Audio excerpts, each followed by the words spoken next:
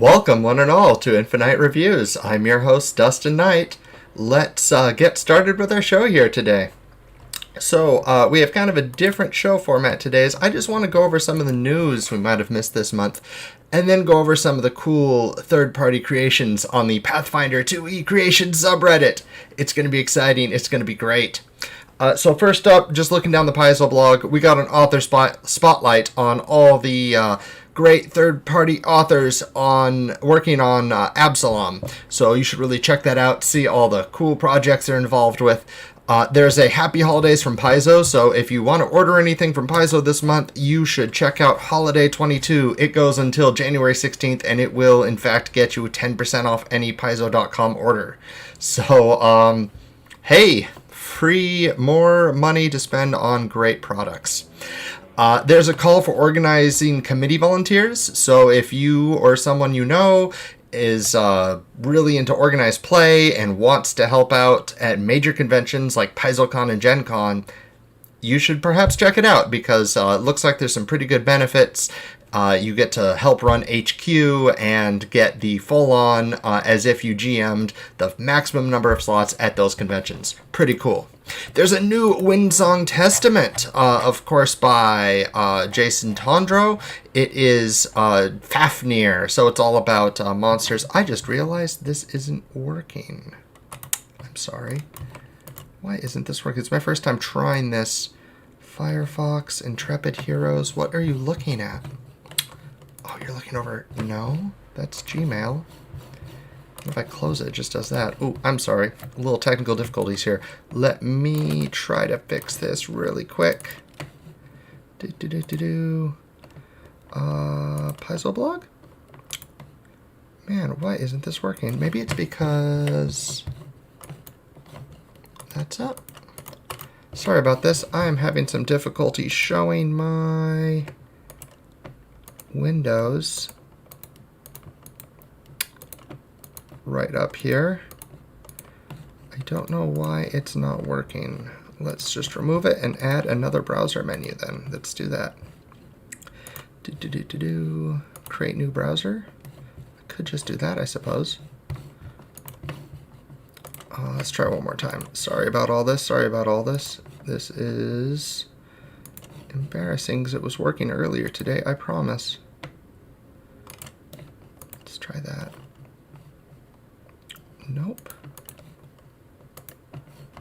Alright, I know one other way we could do this. Nope, that doesn't do it either. Oh, I know why. Okay, I could fix this. I could fix this. Add window capture. We will call this Firefox. It should have done it, but now my entire screen is just blank. Well, it's not quite doing it, so we'll just go over the stream here with Dust in focus. There we have it. All right, so let's just get rid of that. All right. So, going back over the blog, yes, Kickstarter Arena, Pathfinder Arena had a Kickstarter update, so you should go ahead and check that out as well. For those of us just joining us, we're just going over some news before I go over some 2eCreations as I try to fix the browser window feature here in OBS as we are having some technical difficulties. So yeah, check out, there's out-of-print titles that are on demand on Infinite. And there's that holiday code to get a discount. And you should really check out the Windsong Testaments. If you haven't read them already, you should. They're a fantastic bit of lore. You could click Windsong Testaments on the Paizo blog, the tag there, after reading Fafnir's Lament, and you could see all the other kind of world creation, pseudo-mythology of the Paizoverse, of Golarion, and of Lost Omens itself. And it is just... It's always really cool. Sometimes I'll even just reread them just to get inspired to get back into the setting. That's how much I love those. Finally, there is the Humble Bundle.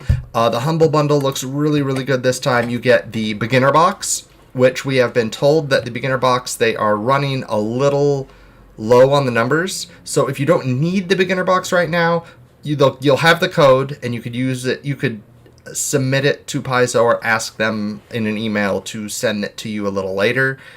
because it would be great if the people who are new to Pathfinder 2, who want to learn about the system, get their box before people who are just going to put it on their shelves behind them, like me. I probably will open it and use it at a convention or whatever, but that's not going to be until after all this mess is dealt with and we can meet in person again. So yeah, the Humble Bundle's amazing. You get 32 different PDF products, including the Starfinder Core Rulebook, a bunch of different Pathfinder Sec Edition books. It's like buying the beginner box and getting all these PDFs for free. And I think it might even then be a little cheaper than buying the actual beginner box.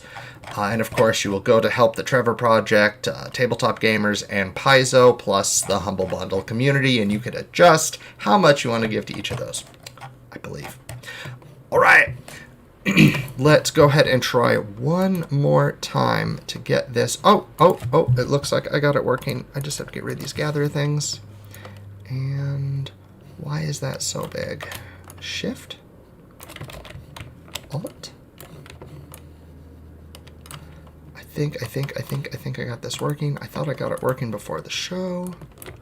Control. Let's just do this.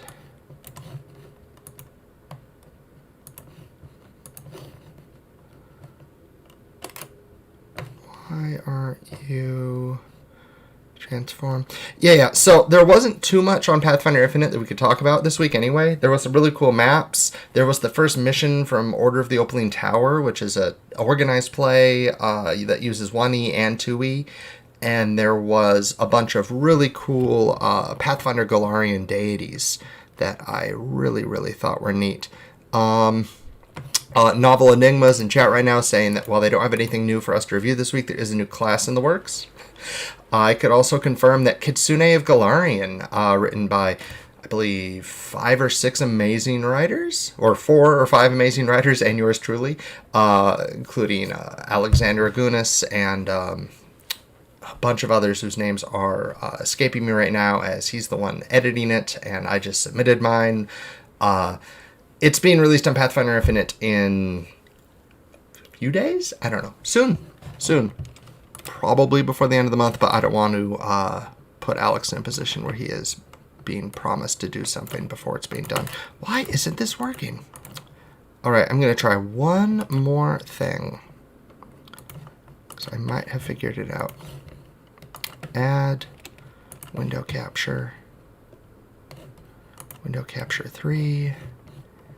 You will capture Firefox. I have no idea why it's doing this. Multi-adapter compatibility, capture cursor. Man, I have no idea why OBS is ruining me like this. I'm going to have to talk to Param at the end of this and ask him what he does to capture Windows and why Firefox doesn't want to be captured. That is weird. All right, I'll just go back to my focus. There we have it. All right, so addition to the Humble Bundle, if you check on No Direction, there's yesterday's show, or Wednesday's show was with the CEO of Hero Forge. It was a really cool show. I gotta admit, I learned a ton about Hero Forge that I never thought was possible before.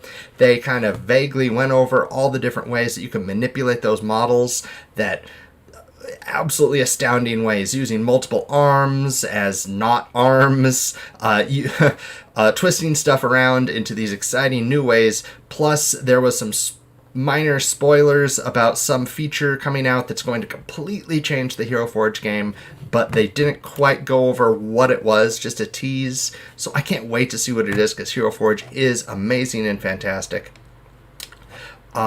If you also check out on No Direction by Scott Young, more lore from backstory to campaign, really smart idea about making, especially in a fleshed out setting like Lost Omens, making your PCs tell you where their hometown is and then map themselves from their hometown to the start of the campaign, so that they could come up with ideas of what their character was doing along the way. Look at the cities that are along the way, the trade routes, which you could check out in the Druma Prophecy and Prophet book, has all the trade routes, in case you're wondering what's the best way to go through. Usually you just follow a river. You follow a river, and you're probably going through a trade route. It's just a great way of fleshing out a character's backstory and really adding a whole bunch to it. Finally, if you look on Death Denied by Nate Wright, some fantastic ideas for what to do if you have a PC that dies in your game as a GM, or you could suggest it to a GM if you're a PC. Some of them you might have already thought of before, like side quests or just lowering the cost of resurrection because of a special feature. But he really delves into this idea of like contracts with deities after you die and come back, and just some really solid advice. All right, so we are now going to go over. Man, I really want to get this working. Let me try one more time. I'm going to try on this window to get the display capture working. Oop. Let's display 2. Okay, we'll just do a full monitor display. That looks like it's working. Great. From now on, I will just have to do this. Let's put that below the overlay. There we have it. All right. There we go. All right, so this is Pathfinder 2e. You are streaming Infinite. Yes. For a second there, I was in fact streaming Infinite. Let's add the display capture here. Display capture, add existing. Yeah, there we have it. Overlay. All right, this is how I'll have to do this from now on. Awesome. By the way, it's not that surprising that there's minimal Infinite in the month of December. The tabletop community tends to peter around this month as people spend time with their families, prepare for the next year. There's bound to be a lot of really cool stuff. The Pathfinder Infinite Creators Facebook is talking about getting some lower level adventures featured during the month of January across all the different game systems on DriveThruRPG. So look out for that. If you're thinking of starting a game, it looks like January will be a great time for that. So these are the top posts from Pathfinder 2eCreations subreddit for this last month. Some of them are just really cool, really fun. I mean, the top one is kind of a meme, but it's a balanced spell. It's a well-done spell. By playing for power, it is Baja Blast. You literally squirt Mountain Dew at the opponent. A big line of Mountain Dew. It does bludgeoning, cold, and chaotic damage. Maybe a little bit too much for the spell level. But it's a funny idea. It's probably not something you're going to see in a serious game, but it's funny. This one's really neat. Somebody did it's called Porting Doom to Pathfinder 2e. Here's the cover. It is a full conversion bestiary. You call it a bestiary, a Doom bestiary. Using the sprites and the creature stats here, they have statted out the former soldier, the imp, the former sergeant, Pinky, all the way up, include the Keiko demon and the cyber demon. What I really love about this is they go into the mechanical ideas of these monsters. Like, they'll put a line in here from the wiki, once a marine or guard, like the protagonist, now a green-haired, hell-possessed soldier carrying a rifle. They just copied that from the Doom wiki and said that they did, which was fine, because if you're getting this, you know what Doom is. You know what these are. Great. Just a little reminder text, but you don't need a full backstory in any of these. Not that there's much of one in Doom, but then they put in here very specifically, these bastards use hit-scan weaponry, and so in the Pathfinder 2e variant, they have an extremely high to hit bonus for their level, but deal fairly low damage, allowing them to pepper you with shots from across the battlefield, and needing you to rush to take them down, as they drop fairly easily with their low AC and health. I love that. I love it. The idea of writing down the design guidelines that inspired the monster's design is awesome. It's a great tool for GMs. It will let them look at this and go, okay, I know how this is intended to be used. You could always try to use it for your own thing, but it's really cool to put in here the design guidelines. I mean, you could usually analyze a monster yourself if you want to, but it's not the easiest thing to do. I'm wondering also if there's some way to do this with color coding or highlighting, maybe as a variant in a bestiary. So you could highlight red for low, green for high, that kind of the thing optimization guides tend to use, and do it for monster stats. That would be a way to kind of do it just to help highlight it for GMs who are skimming through a bestiary. Oh, this thing has, low will saves, so I want to give the mesmerist in my party a chance to shine, so I'm going to throw this at them. Something like that.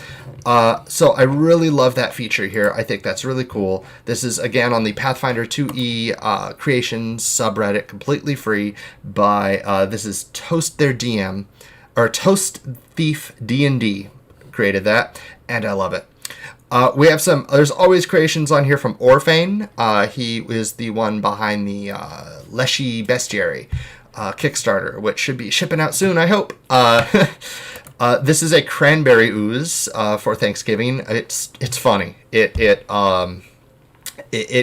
like a hermit crab ooze. It goes from can to can. Oh, yes, Novel says, remember to keep us colorblind players in mind. No blue, purple, or red-green color codes, please. Yes, that's a very good point, Novel. Thank you very much for pointing that out. Yes, you should check out. There are some fabulous guides to help dyslexic and colorblind people. Always keep that in mind with your graphic design. Yes, Cranberry Ooze. This is another comedy, kind of like the Mountain Dew Baja Blast spell. It goes from can to can. It gets bigger. As it gets bigger, it needs to find new cans, which I think is really funny. It has a thankful thoughts ability with the critical success that you improve your attitude toward all your companion allies, and the failure is you kind of want to eat the cranberry, so it keeps attacking you. So it's okay. That's a little weird, but the idea is funny. It was a fun post. I love seeing memes. We need meme things like this on this subreddit to get it more active. So I'm all for it. We had a Rat Ogre here. It was the player's first time creating a custom monster, and as the suggestion said, they should probably make Vermin Rage a reaction or single action. It's a rat folk, a large rat folk that rages when he takes damage. It's neat. It is what it is. There's 15 new homebrew backgrounds. This is by Improvit, who I believe is the moderator or admin of the subreddit, and he posts so much content to it. And I love these as well. Let's go to them. Some of these backgrounds are just your standard 2 ability boosts, a training, and a skill feat. Hey, it is what it is. I tend to just skip to the rare ones, see what interesting ideas they have. Here we have a symbiote. You get 2 boosts, and then a 3rd boost chosen by your GM, but you take double damage from starvation and thirst. Good thing this is rare, because not every campaign uses starvation and thirst, but when you do, this would make it exceptionally deadly. So if you are playing a kind of survival campaign where you plan on thirst and starvation being a thing, this might be a fun option to bring up to your GM if you want the challenge. Starborn, you get a bonus while you're under the light of the stars and moon. This was very prolific in 1E. There were like 3 or 4 traits that gave you bonuses, either under stars or under the sun or in high noon. I'm not a fan of these abilities. A lot of dungeon delving happens like inside or in a cave. And then you have players asking, like, are there open windows? Are there curtains on the windows? Is there a fog? Is there an overcast night? I mean, in the right campaign, it's fine, but a lot of times you'll just find yourself begging the GM basically to give you a weather report, which, like Novel says, it's hard to keep track of exactly what time it is in a game. The worst are like the ones where it says under the full moon, so now the GM has to track moon phases, which again, if it's a central theme in your campaign, oh man, go for it. Like, that would be badass. Like, if the whole campaign is about like moon phases causing monsters to come out and attacking people, and PCs have a limited number of time between moon phases or something like that, great. Starborn and all those kinds of feats are awesome if astronomy is the central theme of your campaign, or even the central theme of your character, but talk to your GM first. And it is tagged uncommon, like it should be. Great. Meditative Stasis, it gives you a bonus to resist mental effects and a bunch of lore skills. Okay, cool. Now, Monster Grafted I like. It gives you an attack. It gives you an unarmed attack, like a jaw, a tail, a horn, so it's obvious why it's rare there. It is a cool idea having a background that gives you that, instead of having to use one of your precious ancestry feats. I'm not a big fan of using my ancestry feat for a natural attack, unless the ancestry has ways to dramatically improve it, like Luis Loza's Dragonkin. Is it a full moon, GM? Why? I get +1 saves against snakebite venom. Sure, whatever. Werewolf PC accidentally transforms. I thought it was a full moon 2 days ago. Yeah. Like Novel said in chat, it's not. Having to track moon phases and things like that is not fun. All right, so Friend of the Trees gives you an arboreal language. You know, it'd be great if you have planning on having plant creatures in your campaign. Otherwise, Inheritor gives you a common level 3 magic item. Again, not a fan of backgrounds that give items, mostly because I come from PFS, and it was a problem there where people would... I mean, this wouldn't be a problem in a home game, but it was a problem where people would take a trait or a trait to get free gold, and then at level 2 they'd retrain their trait away, so they just got free gold with no backdraw. Plus the backdraw on this, like, I think it's too high. Like, unless you know your campaign will only go from level 1 to 5, in which case it might be too good. But if your campaign's going to 10 or even 20, man, you don't want to lose a skill feat just for a level 3 item that will represent a fraction, like 1-2% of your wealth. I mean, I'd give 1-2% of I'd pay the gold cost of a level 3 item for a skill feat. When you compare it like that, it's like, oh, well, yeah, okay. But there's a place for it. Like, there is a certain type of character build in a certain adventure where that is a perfectly fine trait, and that's why it's uncommon. Love it. Dom Hero Ellis, or I just call them Dom, released a metamagic feat called Reduce Spell. He just dubbed it Class, which I like a lot. I'm going to go over this real quick. If I had a time machine, there'd only be 4 or 5 things I'd want to fix about Pathfinder 2 before it came out. And I say fix when for all I know, it's not a fix. It would make things worse, and I'd be here ranting about it in reverse. I do wish the metamagic feats were just put in the beginning of the classes, end of the class. Like, I hate that they're copy and paste. I hate there's so many feats copy and pasted between classes instead of just giving the title. I mean, they could have even given the text, but I don't know. I feel like an advanced class guide, Witch getting Widened Spell, is like they could have just put in Widened Spell a little bug that says, like, all classes level 1 through 6. I don't know. There has to be some way. It doesn't matter. I like that Reduce Spell. They just put class, prerequisites, Widened Spell, so you know any class that gets Widened Spell could get Reduced Spell. It's clear. They don't have to go back and tell people 5 years later when somebody comments, did you intend for this to work with the Psychic? And they reply, well, Psychic wasn't out when I wrote this, so yes. Something like that. So that's cool. Reduce Spell just lets you reduce the burst radius of a spell, reduce the cone of a spell. It's a solid meta magic for not hitting your allies. I don't know if I have any characters necessarily who would take it, but it's fun. I put my own Booster Bestiary stuff up there, but if you're watching this stream, you probably watch that too. I make cards. I make monsters based on Magic the Gathering cards that I pull randomly right here on this stream. So you should come here on Tuesday at 6 o'clock and watch me pull these cards and make these monsters. Help me make these monsters, I should say. Join me as we make these monsters together. There we have it. Novel Enigma PSA, non-lethal spell should be available to all casters. I completely agree with that. If any of my casters want non-lethal spells as a class feat and it's not for some reason on your class list, I'm not going to say no. Unless you've taken maybe if you have taken the Emotion Aura caster variant Anger, I might be like, let's talk about when you can and can't use this. But even then, it's fine. It's fine. If players want to cast non-lethally, it shouldn't cost them like that. All right.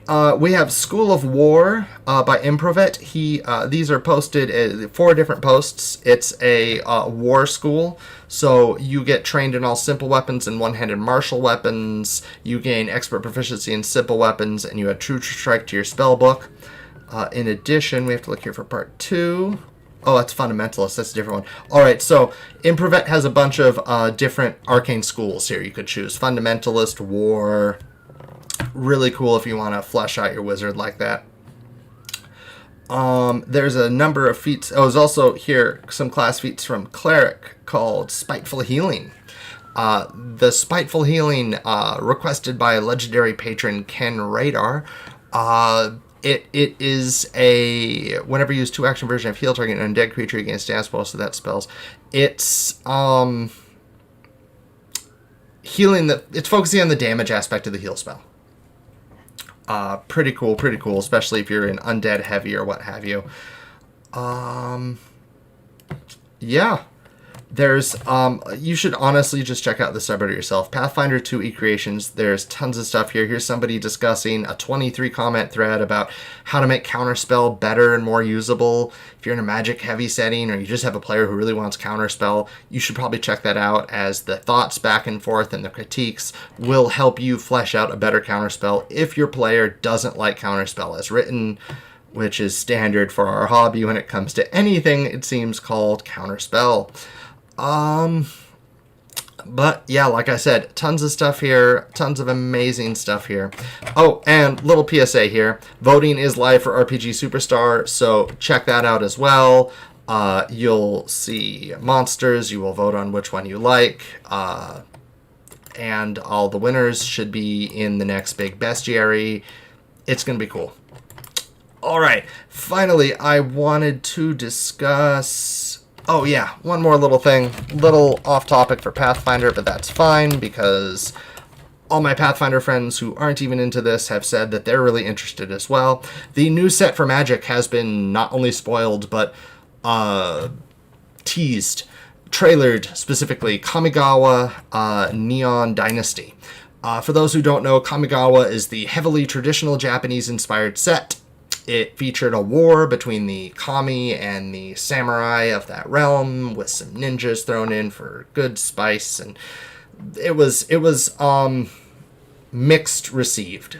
The reception for it was mixed. The original Kamigawa, it was released right after Mirrodin, which was actually a low power block with about 25 really broken cards that made very high power decks that completely destroyed Standard Magic. Like, Standard Magic was at an all-time low when Mirrodin was out. Then Kamigawa came out and didn't really do enough to fix... Like, there was really no good way to fix it without just banning all the cards from Mirrodin that were broken, which would kind of ban the whole archetype of the block, because it turns out artifact lands are broken with Affinity. Anyway, so while Kamigawa gets kind of a raw deal, and some people claim it's because of the kami were too esoteric and there weren't enough ninjas, honestly, a lot of it just has to do with the mechanics of the second and third set were intentionally nerfed, according to the dev blogs, for Mirrodin. Like, there were mechanics in there, like the Zubara, where a bunch of little kami that when they die, they do something cool based on how many Zubara died that turn. They were going to be 1/1s for 1s, which would have made them playable, but they had to nerf them to 1/2s for 2, which is just bad because of Skull Clamp, one of the most broken cards ever printed in the game. Then they banned Skull Clamp anyway, so it's like, can we have our cheap Zubara? No, because it's printed that way. Okay.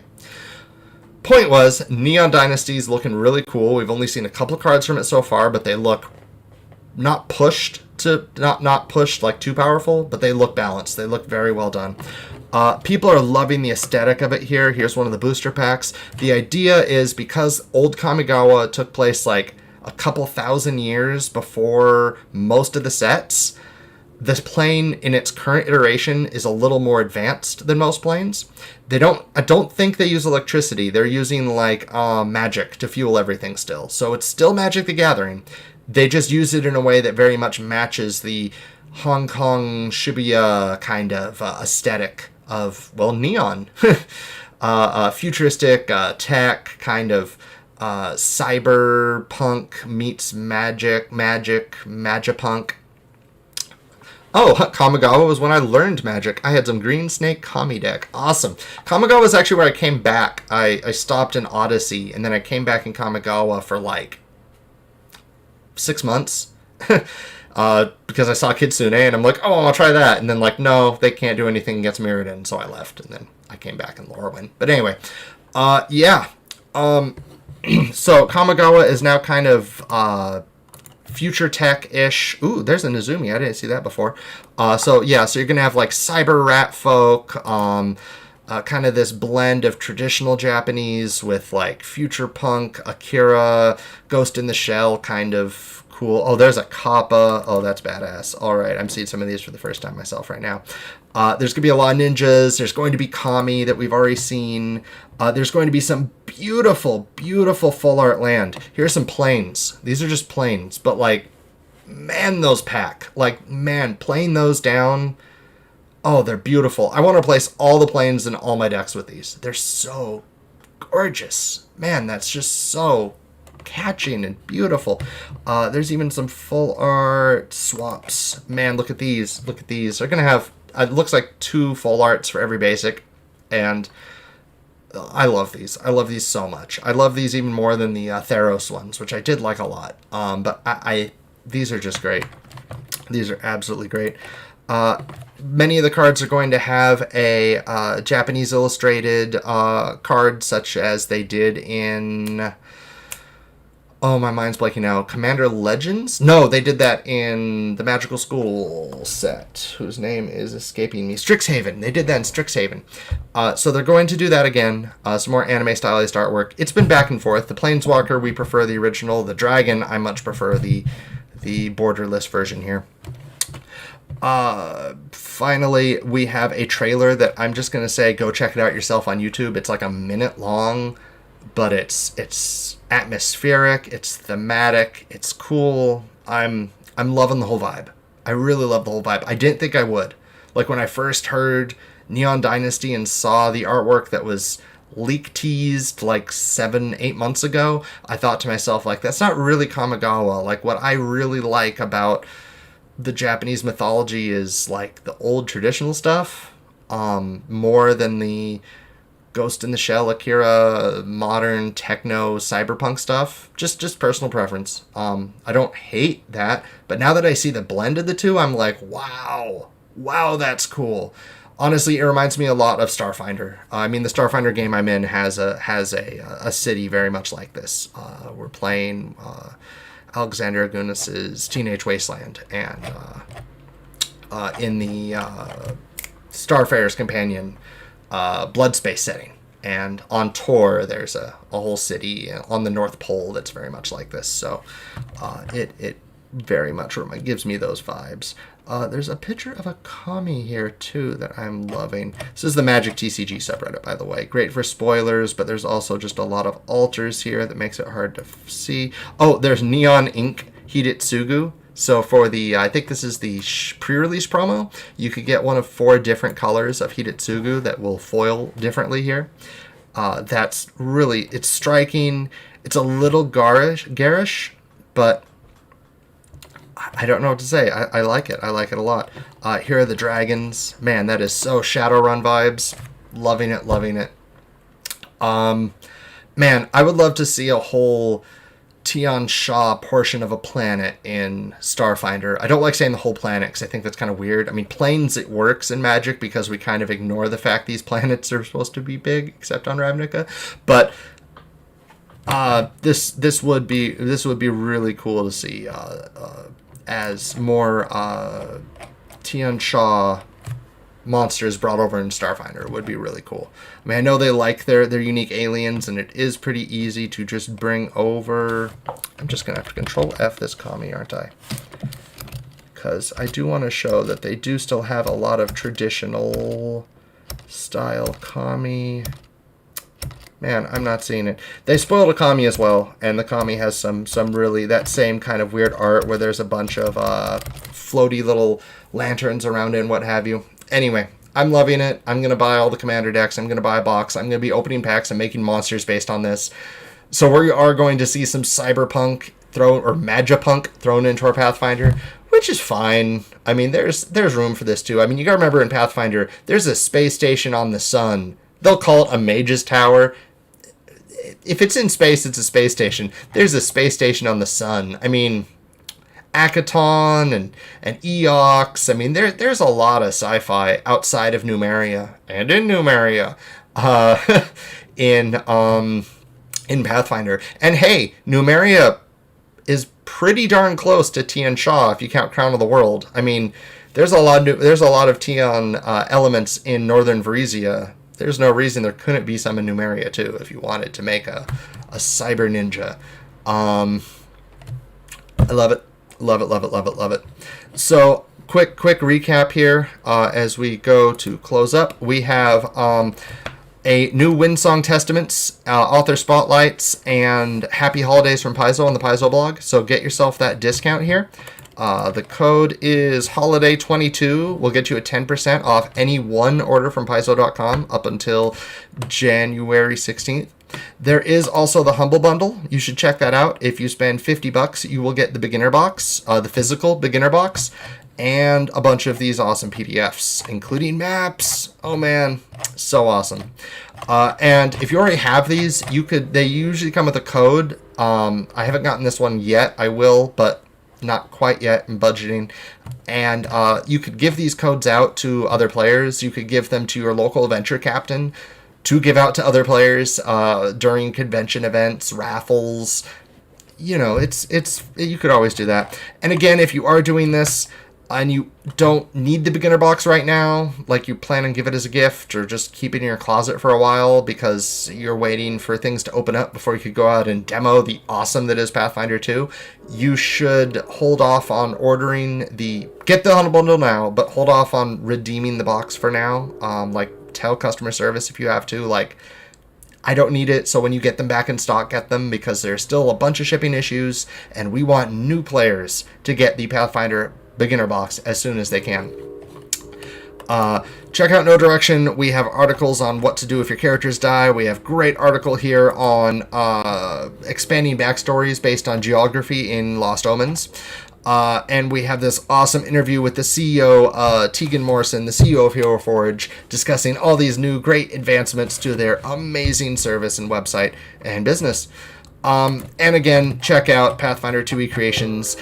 I gotta say, this month, the Doom conversion is what really won me over. Yes, I'm a sucker for just presentation. There might have been other things that were mechanically more engaging, but just on presentation alone, this is just so cool. I kind of want to print it out and just put it up here on my shelf, but it is only 6 pages.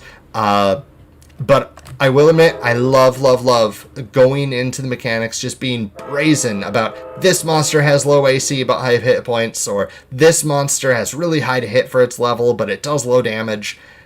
Just tell the GMs. It does help just to tell the GMs tactics like that. I'm not sure if they'd work better as a sidebar or differently colored text in a way that's still friendly to colorblind people. I'm not sure the best way to do it, but I like where it's going, and I love the idea, especially of adventures, outright telling the GM how to use a monster. I love when tactics are included. I don't like having to sit and try to guess what the designer was thinking when they put a monster in an encounter. I like being able to read what it does. So, yes, thank you very much for joining us today. I've had a really fun time. Please come check us out on Tuesday when I do my Booster Bestiary at 6 p.m. as we will be creating a monster out of a random booster pack. Until then, have yourself a great weekend, roll plenty of 20s, and don't forget to stay awesome.